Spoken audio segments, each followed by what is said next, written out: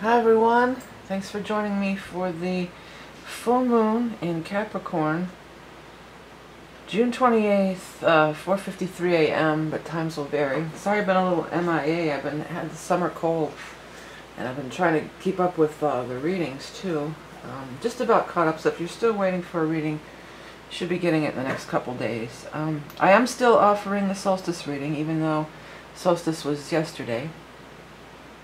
But I'll be offering it for at least another week or so, because it's good for about 3 months. So, some of the things that we go into in the solstice reading is the Chiron, because it's 2 degrees, it's aspecting the solstice point, and then the 0 Uranus. So how those things affect your chart, as well as a few other things.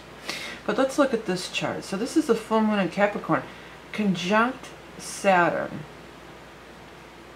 and Saturn is its the ruling planet of Capricorn, and it's pretty tight. Oops, sorry about that. Let me turn that off. Pretty tight conjunction there, 1 degree off here. So Saturn's heavily involved, you know. Full moons are always the culmination, of course. We start with the new moon, we go to the full, it's the culmination, it illuminates, and then we go into the waning moon where we're releasing, you know. So Saturn can make us look at some hard facts here, some hard truths, some hard facts. And this full moon is squaring off with Chiron. So it's the same energy of the Pluto-Uranus square that we had. It's the, well, not the same, but it's the 2 same elements of Capricorn and Aries. The cardinal signs squaring off with each other. And of course the sun's involved too, so we have a big T-square in the cardinal signs. What I've discovered through doing these has come to me. I might have mentioned this in the last one, but it's worth repeating. Through doing these solstice readings, is that the Chiron, you know, Chiron is kind of akin to Pisces, kind of the downer side of Pisces, because Pisces can be the martyr, and Chiron is the wounded, how we wound ourselves continually over and over again. We keep wounding ourselves, and we keep beating ourselves up in a way. So in Pisces, that was really amplified while Chiron was in Pisces, you know, that martyr type of energy and the victim vibration, you know. Now that it's moved into Aries, I feel like it's more proactive. So we've discovered, during this time in Pisces, we discovered what was going on. How have we hurt ourselves? How have we wounded ourselves? How have we allowed others to wound us? We've discovered and gone into our wounding deeply with Pisces. Now that it's in Aries, it's like, okay, so now we know what happened. We've really explored this big time. So now what are we going to do about it? Aries is not a contemplative energy. Aries is an action-oriented energy.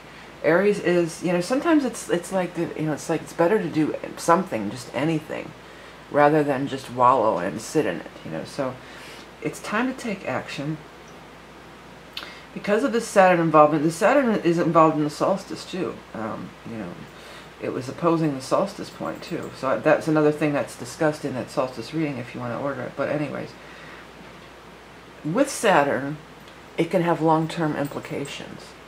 Saturn lays the foundations for long-term things. Aries is impulsive, it's starting things off, going and getting them, action-oriented. Probably not a lot of thought goes into it half the time. It's just like, okay, let's just do something. But sometimes we need that Aries energy, because the Piscean energy, you can sit around and contemplate it and dream about it and meditate on it and delve into it psychologically forever, you know. And at some point, it's time to take some action. This square is an initiative to take action, and it also is long-standing. The Capricorn-Saturn thing is long-standing. So I often say, well, a full Saturn cycle is approximately 28 years. It takes 28 years for Saturn to go its full cycle. And that's why, of course, when you're 28 years old, you have your Saturn return. Excuse me. But those quarters turns count, so 7 to 8 years. So the minimum impact that a Saturn event will have on your life, a Saturn cycle, is at least a quarter turn, is at least 7, 8 years. So this isn't no little piddly stuff here. You know, these are some long-lasting foundations. And Saturn is like bricks, you know. I've said this many times. Well, Saturn's like the bones in your body. They're hard and they're, you know, they're tough and they're hard and they're solid. But without them, you would be a mush on the ground. You know, you need the structure of Saturn. Saturn is like cement. When it comes along, if something is weak, it will flatten it. It'll crush it. It destroys it. But it's a strong foundation to build on. Saturn won't leave you hanging in the wind. You know, Saturn things may be taken out of your life. Saturn, sometimes you have to make the hard choices. And it's not just Saturn, the Capricorn moon. Because Capricorn and Saturn, that's the rulership. So, sometimes you have to make some really hard choices. But they're going to be solid for you. Saturn's the wise elder. It rules the elder. It rules long-established things. It rules the in the second half of your life, your senior years, more or less. So Saturn has a lot of value and has a lot of wisdom. And Saturn's not impulsive, you know. So this is the energy that we're working with. What else is going on here? Mars is still on the nodes. Mars in the South Node, many people are going to be running into past life acquaintances during this time with Mars on the South Node. Mars is the ruler of Aries. So again, it could be these action-oriented things that the Chiron in Aries is initiating. You know, this could be done. People from past lives may show up to help this right along, help this happen. You know, people, the Venus is kind of separated. At the time of the solstice, the Venus, and while I'm doing the reading, the Venus was on the North Node. But it's kind of separated by the time we get to this full moon. Okay, what else is happening here? Well, the long-standing Jupiter, Neptune, we know about that. Mars is squaring Jupiter. Yeah, I knew there was something going on here. And Venus is squaring Jupiter for sure. That's even a tighter orb here. So then we've got the T-square going on with the cardinal signs. And then we've got a T-square going on with the fixed signs as well. So Jupiter being like the balancing point or the focal point. Jupiter always amplifies things. It always amplifies it. It always makes it more prevalent, brings it out, brings it more into the forefront, gives it more energy, gives it benefits. So this Venus-Mars thing, love relationships, is going to be amplified here.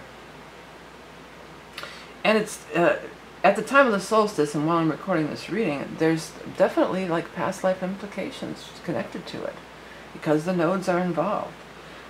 Venus and Mars are love, but it's also creativity and passion. Joy, Venus is joy, creativity, what it can, you know, brings you happiness. Mars is what it lights your fire, what gets your sparks going, what are you passionate about. So it's strong, you know, Venus and Mars is strongly connected to love, and that's, you know, like a usual thing that we'll see and talk about and see with the connection of the Venus and Mars. But there's other things involved with that. It doesn't have to be related to just relationships. But there's a strong correlation to relationships often. Saturn's opposed the Sun, we talked about that. Moon's conjunct Saturn, we talked about that. Mercury square Uranus. Okay, what's going on here? Yeah. Mercury squaring Uranus, and Mercury is squaring off with Juno over here. In the cardinal signs again. Mercury, of course, is communication. It's short distance travel. It's your neighborhood. And palaces here too. Unexpected news could be showing up or coming through electronic media. Often is the case with the Uranus. You know, that represents all the modern day technology that we are using right now, and you know, something like that could totally be showing up for you out of the blue, unexpected. Mercury's not retrograding yet. There's going to be a bunch of retrograde planets coming up, but not quite yet. Well, Saturn's retrograde, Pluto, Mars. Mercury's not retrograde, but I want to say that there's a strong correlation to the past for some reason. No particular, I don't have any astrology to back that up, but it just feels that way to me. So like, maybe because of the South Node activation, you know, I'm feeling like, you know, for some people this could be something that you put out there whenever, you know, months ago, or even maybe even during the Pluto-Uranus square, like a year or two ago, and all of a sudden, you know, you totally forgot about it. Well, I guess that's not happening, you know, move on, and then bam, all of a sudden, here it is. It shows up unexpectedly out of the blue. Well, there's definitely unexpectedly out of the blue, and Juno being is kind of akin to Venus. It's the god of love and beauty and all that. I feel like for some of you too, these can be like inquiries. If anybody's a writer out there, I'm picking that up too, like maybe you submitted a manuscript or an article or something like that, that all of a sudden, you know, and you just thought, well, you never heard back, or they gave you a no, or they kind of blew you off. I was like, oh well, so what, next thing, move on to the next thing. And out of nowhere, or even maybe not that exact thing, like, oh, I got your name from so-and-so, and I really like you, you know. It feels like something like that could be popping up for some people. Yep. Excuse me. A drink of water. We've got the asteroids in particular are at these higher degrees of Juno at 28 degrees. We've got a grand trine up here in the asteroids. Vesta at 26 degrees on the galactic center.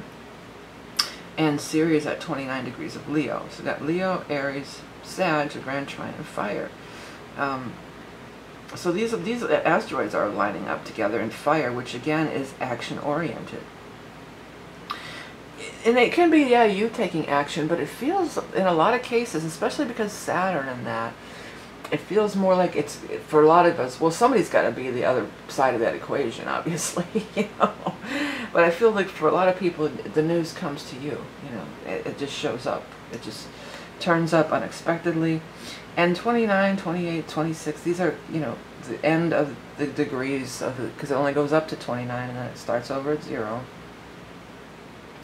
So that's like the end of it, a finishing of a cycle, the culmination of something. Your magnum opus. I was going to say opus, but then I heard magnum opus, and I'm not even sure what, when you tack the magnum onto it, what that means. Maybe we can look that up. I might as well. I'm going to look it up real quick. Let's see here.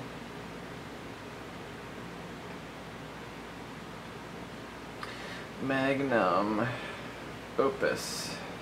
Go. A large or important work of art, music, or literature, especially one regarded with the most important work of an artist or writer. Okay, so it's the same as opus. It just adds that extra word on there. Yeah, so could be some big, I was feeling that for like creatives, that this could be some kind of stuff popping like that, especially because the Venus with the nodes and everything. Saturn is longevity. Saturn is something, could be, if we put it in that context or relate it to that context, you know, Saturn can be a very long-term, something you've been working on for 7, 8 years, or your magnum opus, or 28 years, or, you know, your great work that you put a lot of time in, you know, or I'm hearing self-defining work. So that could be for some people. Uranus square the nodes, Neptune, Pluto sextile. Anything else I'm missing here? I'm still not 100%, so I might not go the full half hour that I usually do for these readings, but I wanted to get something out. I haven't put anything out in a few weeks. I'm starting to get my strength back, and I'm feeling a lot better. You know, open for the readings. Get the solstice reading, or I have the other different readings available. You can find that on my site. Yeah, I think we're going to stop here. We've got Lilith and Pluto are separating. You know, that's that we've talked about that a lot, and it's already kind of starting. It's still an orb. It's 5 degrees out, 25 and 20 degrees, but it's separating. You know, so that's not as a prevalent thing. I think the big prevalent thing is there's a heavy-duty Saturn energy. This is setting up for long-term situations, foundations for long-term goals. Because it's a full moon too, it can help you to see how long-term things that you've done that have wounded you or screwed yourself up, you know, basically. You know, how have you, go back 7, 8 years, go back 7, 8 years, go 7, go 14. These are all cyclical. It's always cyclical. And there's great benefit in looking back on it. Or 28 years ago, you know, what did you set in motion at that time? How has it served you? How has it not served you? Because you don't want to jump on the board for another whole 28 years if it hasn't served you well at all. You know? Maybe it's time to get off of this thing and start a new foundation. Saturn, if that's the case, and it's something that you got to let go of, because it is a full moon, you'll feel the pressure. Saturn puts the pressure on, man. It puts the, what do you call that? The bolts, tightening, what do you call that? Puts the screws to you, you know? That's what I'm seeing, you know, putting the screws to somebody. That could be happening. So if that's happening to you, you know, it's telling you to let it go.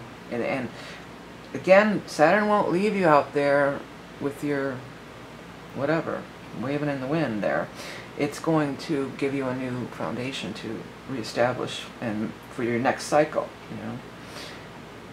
I wanted to go into this Vesta on the galactic center, because anytime there's something on the galactic center, it's usually pretty, you know, it's pretty deep, you know, worth looking at. It's amplified as well.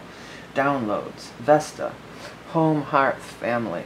You know, it's not that far off from Saturn here. So, and Saturn is our family of origin often. It's our paternal line, but it's definitely like, you know, the karma of the family. It does have to do with that, even though it's 10th house. But how has the karma of the family screwed you up? Because they all have. You know, everybody's family screws them up in some way or another. And you know you make these choices to incarnate into these families. And what is the lesson? Because once you learn the lesson, you know, these karmic relationships, and we've got the Mars and the South Node and everything, it's not to remain in suffering forever. It is to learn the lesson, get your growth out of it, see the lesson, see the blessing, and move on. It's for your own spiritual growth. And it's, you know, Earth School here that we're on. So it's not to wallow, like I started out the reading with the Chiron and Pisces. We don't want to wallow forever. It's good to do the discovery. It's good to go into it, find it out, seek it out, try to, you know, feel your feelings, all that sort of thing. But then this is a time for action. This is a time for setting up new foundations for your future self, or your future cycle, or where you're going from here, the foundation that you're going from here. Okay, so that's the reading. I'm going to cut it a little short because I'm still not 100%. I do have readings available. If you go to my site, you can find the link below. I have t-shirts, I have readings, I have all sorts of things, decks and books and everything.